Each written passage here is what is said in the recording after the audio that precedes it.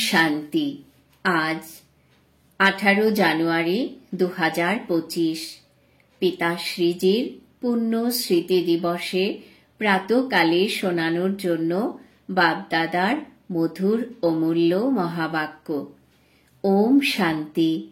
Rouhani বাবা এখন বাচ্চারা তোমাদের সঙ্গে আত্মিক বার্তালাপ করছেন, শিক্ষা প্রদান করছেন। টিচারের কাজ হলো শিক্ষা দান করা, আর গুরুর কাজ হলো লক্ষ্য বলে দেওয়া। আর এই লক্ষ্য হলো মুক্তি এবং জীবন মুক্তির। মুক্তির জন্য স্মরণের যাত্রা অত্যন্ত জরুরি, আর জীবন মুক্তির জন্য রচনার আদি, মধ্য এবং অন্তকে জানা জরুরি। এখন তোমাদের 84 চক্র সম্পূর্ণ হয়ে এসেছে। এখন আবারও ঘরে ফিরে যেতে হবে। নিজের সঙ্গে এমন এমন কথা বলতে থাকলে নিজেও অনেক খুশি হবে, আর অন্যদেরও খুশিতে নিয়ে আসতে পারবে। অন্যদের তমপ্রধান থেকে শতপ্রধান হওয়ার জন্য পথ বলে দেওয়ার কৃপা করতে হবে। বাচ্চারা, বাবা তোমাদের পুণ্য এবং পাপের গহন গতিও বুঝিয়েছেন। পুণ্য কি আর পাপ কি? সব থেকে বড় পুণ্য হলো বাবাকে স্মরণ করা আর অন্যদেরও স্মরণ করানো। সেন্টার খোলা, তন মন ধন অন্যের সেবাতে লাগানো, এও পুণ্য। সঙ্গ দোষে এসে ব্যর্থ চিন্তন, পরচিন্তনে সময় নষ্ট করা, এও পাপ। যদি কেউ পুণ্য করতে করতে আবার পাপ করে ফেলে, তাহলে সমস্ত উপার্জন নষ্ট হয়ে যায়। যাই পুণ্য করেছিল সবই নষ্ট হয়ে যায়। তখন জমার পরিবর্তে খরচ হয়ে যায়। জ্ঞানী তো আত্মা বাচ্চাদের জন্য পাপ কর্মের সাজাও 100 গুণ হয়ে যায়, কেননা সদ্গুরুর নিন্দক হয়ে যায়। তাই বাবা শিক্ষা দেন যে মিষ্টি বাচ্চারা, কখনোই পাপ কর্ম করো না। বেকারের চোট খাওয়ার থেকে নিজেকে সুরক্ষিত করো।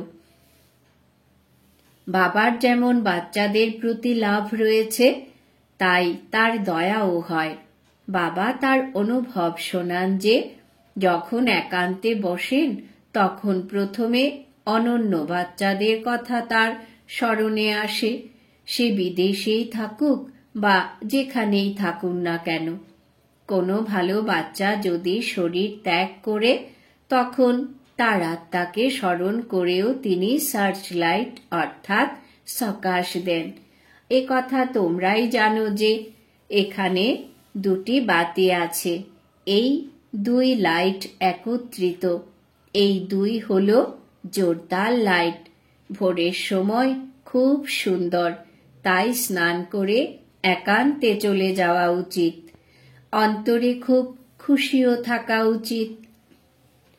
অসীম জগতের বাবা বসে বাচ্চাদের বোঝান যে মিষ্টি বাচ্চারা, নিজেকে আত্মা মনে করে বাবাকে আর নিজের ঘরকে স্মরণ করো। বাচ্চারা, স্মরণের এই যাত্রাকে কখনো ভুলে যেও না। এই স্মরণের দ্বারাই তোমরা পাবন হতে পারবে। এই পাবন হওয়া ব্যতীত তোমরা ঘরে ফিরে যেতে পারবে না। মুখ্য বিষয় হলো জ্ঞান এবং যোগ। বাবার কাছে এই 2 বড় সম্পদ আছে, যা তিনি বাচ্চাদের দেন। এতে যোগ সাবজেক্ট হলো অনেক বড়। বাচ্চারা যদি খুব ভালোভাবে স্মরণ করে, তখন এই স্মরণের কারণে বাবাও তাদের স্মরণ করে। এই স্মরণের দ্বারাই বাচ্চারা বাবাকে আকর্ষণ করে। পরের দিকে আসা কেউ যদি উচ্চ পদ প্রাপ্ত করে, তার আধারও হলো এই স্মরণ। তারও আকর্ষণ করে, তারাও আকর্ষণ করে। বলা হয় না যে বাবা দয়া করো, কৃপা করো, এর থেকে মুখ্য হওয়া উচিত স্মরণ। এই স্মরণের দ্বারাই কারেন্ট মিলতে থাকবে। এতে আত্মা হেলদি হয়, ভরপুর হয়ে যায়। কোনো সময় বাবাকে যদি কোনো বাচ্চাকে কারেন্ট দিতে হয় তখন তিনি নিদ্রাও ত্যাগ করেন। এই নেশা লেগে থাকে যে অমুককে কারেন্ট দিতে হবে। তোমরা জানো যে কারেন্ট প্রাপ্ত করলে আয়ু বৃদ্ধি হয়, এভার হেলদি হয়। এমনও নয় যে এক জায়গায় বসে তোমাদের স্মরণ করতে হবে। বাবা বোঝান যে চলতে ফিরতে ভোজন করতে করতে কার্য করাকালীনও বাবাকে স্মরণ করো। অন্যকে কারেন্ট দিতে হলে রাত্রিও জাগো। বাচ্চাদের বোঝানো হয়েছে যে ভোরবেলা উঠে বাবাকে যত স্মরণ করবে ততই বাবার প্রতি আকর্ষণ হবে। বাবাও তোমাদের সার্চ লাইট দেবেন।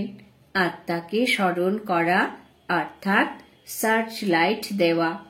এরপর একে কৃপাই বলো বা আশীর্বাদই বলো। বাচ্চারা, তোমরা জানো যে এ হলো অনাদি পূর্ব নির্ধারিত ড্রামা। এ হলো হার জিতের খেলা। যা হচ্ছে সবই ঠিক। ক্রিয়েটারের তো অবশ্যই ড্রামা পছন্দ হবে, তাই না? তাহলে ক্রিয়েটারের বাচ্চাদেরও পছন্দ হবে। এই ড্রামাতে বাবা একবারই বাচ্চাদের কাছে বাচ্চাদের হৃদয়কে চিনে কেবলই প্রেমের কারণে সেবা করতে আসেন। বাবার কাছে তো সব বাচ্চারাই প্রিয়। তোমরা জানো যে সত্যযুগেও একে অপরকে খুবই ভালোবাসে। জানোয়ারদের মধ্যেও সেখানে প্রেম থাকে। এমন কোনো জানোয়ার থাকে না যে প্রেমের সঙ্গে না থাকে। বাচ্চারা, তাই তোমাদের এখানে মাস্টার প্রেমের সাগর হতে হবে। এখানে হতে পারলে সেই সংস্কার অবিনাশী হয়ে যাবে। বাবা বলেন, আমি পূর্ব কল্পের মতো হুবহু আবার তোমাদের প্রেমী বানাতে এসেছি। বাবা যদি কখনো কোনো বাচ্চার ক্রোধের স্বর শোনেন তখন শিক্ষা দেন যে এই ক্রোধ করা ঠিক নয়।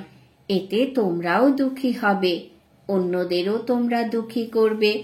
বাবা তো সদাকালের জন্য সুখ দান করেন, তাই বাচ্চাদেরও বাবার সমান হতে হবে। একে অপরকে কখনোই দুঃখ দেবে না। তোমাদের খুবই লাভলি হতে হবে।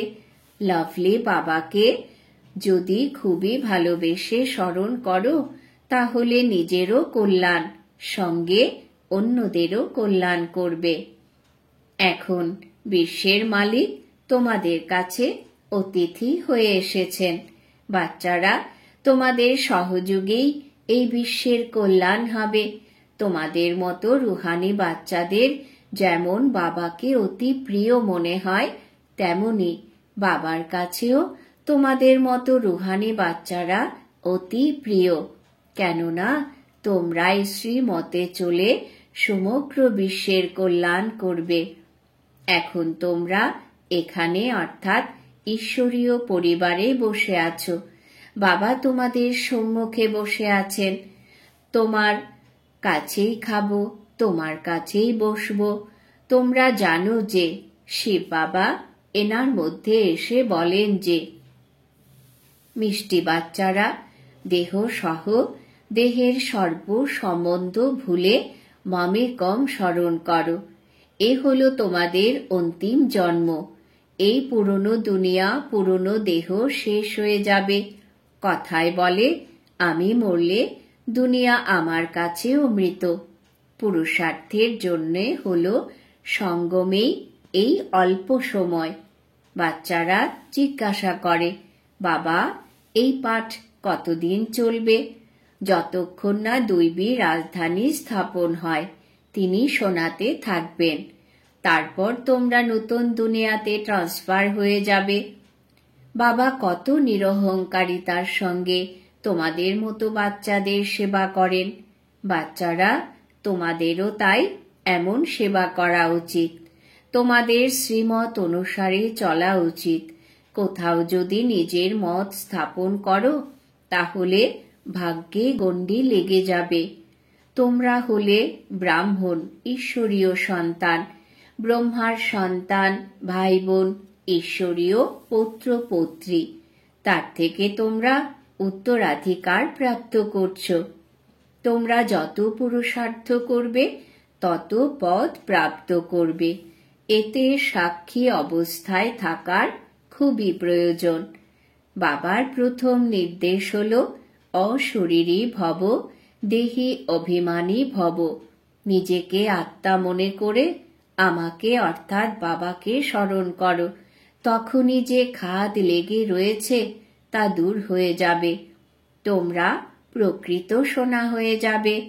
বাচ্চারা, তোমরা অধিকারের সঙ্গে বলতে পারো, বাবা, ও মিষ্টি বাবা, তুমি আমাকে তোমার করে নিয়ে উত্তরাধিকারে সবকিছু দিয়েছ। এই উত্তরাধিকারকে কেউ ছিনিয়ে নিতে পারে না। বাচ্চারা, তোমাদের এতখানি নেশা থাকা উচিত। তোমরাই সবাইকে মুক্তি এবং জীবন মুক্তির পথ বলে দেওয়া লাইট হাউস। উঠতে বসতে চলতে ফিরতে তোমরা লাইট হাউস হয়ে থাকো। বাবা বলেন, বাচ্চারা, এখন সময় খুবই অল্প। এমন গাওয়াও হয়, এক মুহূর্ত আধা মুহূর্ত, যত সম্ভব একমাত্র বাবাকে স্মরণ করতে লেগে যাও আর চার্টকে বৃদ্ধি করতে থাকো। আচ্ছা? মিষ্টি মিষ্টি হারানিধি, লাকি আর লাভলি জ্ঞান নক্ষত্রদের মাতা পিতা বাপদাদার মন, প্রাণ এবং হৃদয় থেকে প্রেমের সঙ্গে স্মরণের স্নেহ সুমন আর সুপ্রভাত। আত্মাদের পিতা তার আত্মারূপী বাচ্চাদের জানাচ্ছেন নমস্কার। আমরাও আজকের অব্যক্ত স্মৃতি দিবসে আমাদের মাতা পিতা বাপ দাদাকে জানাই অন্তরের অন্তঃস্থল থেকে অনেক অনেক স্মরণের স্নেহ সুমন, সুপ্রভাত, নমস্কার। অব্যক্ত মহাবাক্য, নিরন্তর যোগী হও। 1 সেকেন্ডে যেমন সুইচ অন এবং অফ করা হয়, তেমনি 1 সেকেন্ডে শরীরের আধার নাও আর 1 সেকেন্ডে আবার শরীরের ঊর্ধ্বে অশরীরী স্থিতিতে স্থিত হয়ে যাও। এখনই শরীরে এলে আবার এখনই অশরীরী হয়ে গেলে। এই অভ্যাস করতে হবে। একেই কর্মাতীত অবস্থা বলা হয়। কোনো বস্ত্র ধারণ করা বা না করা যেমন নিজের হাতে থাকে, আবশ্যকতা হলে ধারণ করলে, আবশ্যকতা না হলে ছেড়ে ফেললে, এমনই অনুভব যেন এই শরীর রূপী বস্ত্র ধারণ করাতে বা ত্যাগ করার সময় হয়। কর্ম করার সময়ও এমন অনুভব হওয়া উচিত যেন কোনো বস্ত্র ধারণ করে কার্য করছ। কার্য সম্পূর্ণ হলো আর বস্ত্র থেকে পৃথক হয়ে গেলে। শরীর আর আত্মা এই দুয়েরই পৃথক ভাব যেন চলতে ফিরতে অনুভব হয়। যেমন কোনো প্র্যাকটিস করা হয়, কিন্তু এই প্র্যাকটিস কাদের হতে পারে? যে শরীরের সাথে বা শরীরের সম্বন্ধে যে কথাই হোক না কেন, শরীরের দুনিয়া সম্বন্ধ বা অনেক যেসব বস্তু আছে তার থেকে সম্পূর্ণ পৃথক হবে। সামান্যতম আকর্ষণও যখন থাকবে না, তখনই পৃথক হতে পারবে। সূক্ষ্ম সংকল্পতেও যদি হালকা ভাব না থাকে, ডিটেচ যদি না হতে পারো, তাহলে পৃথক ভাবের অনুভব করতে পারবে না। তাই প্রত্যেককেই এখন এই প্র্যাকটিস করতে হবে, সম্পূর্ণ পৃথক ভাবের অনুভব যেন হয়। এই স্টেজে থাকলে অন্য আত্মাদেরও তোমাদের থেকে পৃথক ভাবের অনুভব হবে। তারাও এই অনুভব করবে। যোগে বসার সময় কোনো কোনো আত্মার যেমন অনুভব হয় না, এরা ড্রিল করানো পৃথক স্টেজে আছে, চলতে ফিরতে এমন ফরিস্তা ভাবের সাক্ষাৎকার হবে। এখানে বসেও অনেক আত্মার, যারা তোমাদের সত্যযুগে ফ্যামিলিতে নিকটে আসার হবে, তাদের তোমাদের ফারিস্তা রূপ এবং ভবিষ্যৎ রাজ্যপদ এই দুয়েরই একত্রে সাক্ষাৎকার হবে। শুরুতে যেমন ব্রহ্মার মধ্যে সম্পূর্ণ স্বরূপ আর শ্রীকৃষ্ণ এই দুই সাথে সাথে সাক্ষাৎকার করতে, তেমনি এখন তোমাদের ডবল স্বরূপে সাক্ষাৎকার হবে। নম্বরের ক্রমানুসারে যেভাবে এই পৃথক স্টেজে আসতে থাকবে, তখন তোমাদেরও এই ডবল সাক্ষাৎকার হবে। এখন যদি এই সম্পূর্ণ প্র্যাকটিস হয়ে যায়, তাহলে এখানে ওখান থেকে এই সমাচার আসতে শুরু হয়ে যাবে। শুরুতে যেমন ঘরে বসেও অনেক নিকট আত্মাদের সাক্ষাৎকার হয়েছিল, তাই না? তেমনি এখনো আবার সাক্ষাৎকার হবে। এখানে বসেও অসীম জগতে তোমাদের সূক্ষ্ম স্বরূপ সার্ভিস করবে। এখন এই সার্ভিস বাকি রয়েছে। সাকারে সব এক্সাম্পল তো দেখে নিয়েছ। সব বিষয়ই ড্রামাতে নম্বরের ক্রমানুসারে হতে হবে। যত নিজে আকারে ফরিস্তা স্বরূপের হবে, ততই তোমাদের ফরিস্তা রূপ সার্ভিস করবে। সম্পূর্ণ বিশ্বকে অতিক্রম করতে আত্মার কত সময় লাগে? তাই এখন তোমাদের সূক্ষ্ম স্বরূপও সার্ভিস করবে। কিন্তু যারা এই পৃথক স্থিতিতে থাকবে, স্বয়ং ফরিস্তা স্বরূপে স্থিত হবে। শুরুতে সবই সাক্ষাৎকার হয়েছে। ফরিস্তা রূপে সম্পূর্ণ স্টেজ আর পুরুষার্থী স্টেজ দুই পৃথকভাবে সাক্ষাৎকার হয়। সাকার ব্রহ্মা এবং সম্পূর্ণ ব্রহ্মা যেমন আলাদা আলাদা সাক্ষাৎকার হতো, তেমনি অনন্য বাচ্চাদেরও সাক্ষাৎকার হবে। হাঙ্গামা যখন হবে, তখন এই সাকার শরীর দ্বারা তো কিছুই করতে পারবে না, আর তখন প্রভাবও এই সার্ভিসের দ্বারাই পড়বে। শুরুতেও যেমন সাক্ষাৎকারের দ্বারাই প্রভাবিত হয়েছিল, তাই না? পরোক্ষ অপরোক্ষ অনুভবই প্রভাব ফেলেছিল। তেমনি অন্তিম সময়েও এই সার্ভিসই হবে। নিজের সম্পূর্ণ স্বরূপের সাক্ষাৎকার নিজের হয় কি? এখন শক্তিদের ডাকা শুরু হয়ে গিয়েছে। এখন পরমাত্মাকে কম ডাকে, শক্তিদের ডাকা তীব্র গতিতেই চালু হয়ে গিয়েছে। তাই এমন প্র্যাকটিস মাঝে মাঝে করতে হবে। অভ্যাস হয়ে গেলে তখন খুব আনন্দের অনুভব হবে। 1 সেকেন্ডে আত্মা শরীর থেকে পৃথক হয়ে যাবে, এমন প্র্যাকটিস হয়ে যাবে। এখন এই পুরুষার্থ করতে হবে।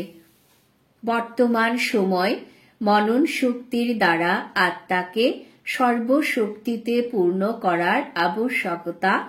তখনই মগ্ন অবস্থা থাকবে আর বিঘ্ন নাশ হবে। বিঘ্নের ঢেউ তখনই আসে যখন আধ্যাত্মিকতার প্রতি ফোর্স কম হয়ে যায়। তাই বর্তমান সময়ে শিবরাত্রির সার্ভিসের পূর্বে নিজেকে শক্তিতে ভরপুর করার ফোর্সের প্রয়োজন। যদিও তোমরা যোগের প্রোগ্রাম রাখো, কিন্তু যোগের দ্বারা শক্তির অনুভব করা এবং করানো এখন এমন ক্লাসের আবশ্যকতা। প্র্যাকটিক্যাল নিজের বদলে নিজের বলের আধারে, প্র্যাকটিক্যাল নিজের বলের আধারে অন্যদেরও বল দান করতে হবে। কেবল বাইরের সার্ভিসের প্ল্যান নিয়ে চিন্তা করো না। সব দিকেই সম্পূর্ণ নজর চাই। যারা নিমিত্ত হয়েছে তারা যেন এই ক্লাস করানোর উপযুক্ত হয় যে আমাদের ফুলের বাগান কোন বিষয়ে কমজোর। যে কোনো রীতিতেই নিজের এই ফুলের বাগানের দুর্বলতার উপর কড়া দৃষ্টি রাখার প্রয়োজন। সময় দিয়েও এই দুর্বলতাকে শেষ করতে হবে। সাকার রূপকে যেমন দেখেছিলে, কখনো এমন দোলাচলের সময় যখন হতো, তখন দিন রাত এই সাকাশ দেওয়ার বিশেষ সার্ভিস বিশেষ প্ল্যান চলতে থাকত। দুর্বল আত্মাদের সবল করার প্রতি বিশেষ অ্যাটেনশন থাকত, যাতে অনেক আত্মাদের অনুভবও হতো। রাতেও সময় বের করে আত্মাদের সকাশ দানের সার্ভিস চলত। তাই এখন সেই বিশেষ সকাশ দানের সার্ভিস করতে হবে। লাইট হাউস মাইট হাউস হয়ে বিশেষ করে এই সার্ভিস করতে হবে। তখনই চতুর্দিকে লাইট আর মাইটের প্রভাব পড়বে। এখন এরই প্রয়োজন। যেমন কোনো বিত্তবান তার নিকট সম্বন্ধীদের সাহায্য করে উঁচুতে তুলে দেয়, তেমনি বর্তমান সময় যেসব দুর্বল আত্মারা সম্বন্ধ সম্পর্কে আছে তাদের বিশেষ সকাশ দান করতে হবে। আচ্ছা, বরদান। বাবা আজ বরদান দিয়েছেন, হাজার ভুজধারী ব্রহ্মা বাবার সাথে নিরন্তর অনুভবকারী প্রকৃত স্নেহী ভব। হাজার ভুজধারী ব্রহ্মা বাবার সাথে নিরন্তর অনুভবকারী প্রকৃত স্নেহী ভব। ব্যাখ্যা: বর্তমান সময় হাজার ভুজধারী ব্রহ্মা বাবার রূপের পাঠ চলছে। আত্মা বিনা যেমন ভুজা কিছুই করতে পারে না, তেমনি বাপ দাদা বিনা ভুজারূপী বাচ্চারা কিছুই করতে পারে না। প্রতিটি কার্যে প্রথমে বাবার সহযোগ। যতক্ষণ স্থাপনার পার্ট আছে ততক্ষণ বাপ দাদা বাচ্চাদের প্রতিটি সংকল্প আর সেকেন্ডে সাথে সাথে আছেন। তাই কখনোই বিয়োগের পর্দা দিয়ে বিয়োগী হয়ো না। প্রেমের সাগরের ঢেউয়ে দুলতে থাকো, গুণগান করো, কিন্তু ঘায়েল হয়ো না। বাবার স্নেহের প্রত্যক্ষ স্বরূপ সেবার প্রতি স্নেহী হও। স্লোগান: অশরীরী স্থিতির অনুভব এবং অভ্যাসী নম্বরকে এগিয়ে নিয়ে আসার আধার। অশরীরী স্থিতির অনুভব এবং অভ্যাসী নম্বরকে এগিয়ে নিয়ে আসার আধার। আজকের সমান আমি প্রকৃত স্নেহী আত্মা। নিজের শক্তিশালী মনসার দ্বারা সকাশ দেওয়ার সেবা। প্রতি মুহূর্তে প্রতিটি আত্মার প্রতি মনে সততই শুভ ভাবনা আর শুভ কামনার শুদ্ধ ভাইব্রেশন নিজেরও এবং অন্যদেরও অনুভব হতে হবে। মন থেকে প্রতি মুহূর্তে সর্ব আত্মার প্রতি যেন শুভ কামনা নির্গত হতে থাকে। মন যেন সদা এই সেবাতেই বিজি থাকে। বাণীর সেবাতে বিজি থাকার যেমন অনুভবী হয়ে গেছ, সেবা না পেলে নিজেকে যেমন খালি অনুভব করো, তেমনি প্রতি মুহূর্তে বাণীর সাথে সাথে যেন মনসা সেবা সততই হতে থাকে। ওম শান্তি।